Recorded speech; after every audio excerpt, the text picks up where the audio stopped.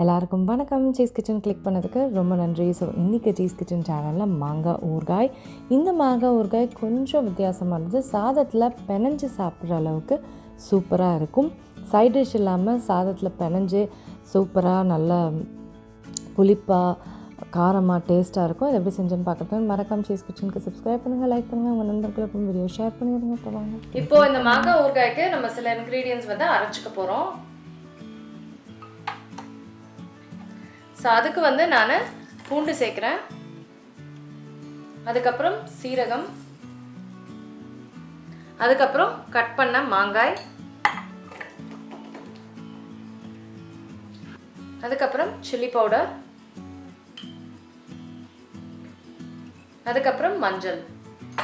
இதை வந்து இப்போ குறைன்னு அரைச்சிக்கணும். ஸோ இந்த மாதிரி அரைச்சிக்கணும். பாருங்கள் எப்படி இருக்குன்னு. ஸோ குறையாக இந்த மாதிரி நம்ம அரைச்சிக்கணும். இப்போது கடாயில் எண்ணெய் சேர்த்துக்கிறேன். எண்ணெய் வந்து நல்லா தாராளமாக சேர்த்துக்கணும். ஏன்னா இது ஊறுகாய், எண்ணெய் தான் ரொம்ப முக்கியம்.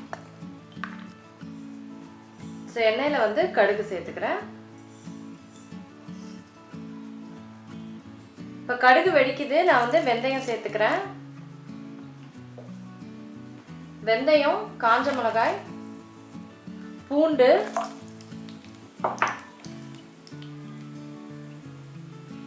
கருவேப்பிலை,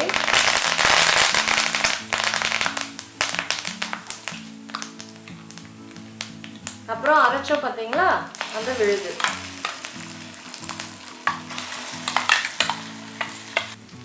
இதில் பெருங்காயம் சேர்க்குறேன், அதுக்கப்புறம் உப்பு. ஸோ அதை நல்லா மிக்ஸ் பண்ணிக்கிறேன்.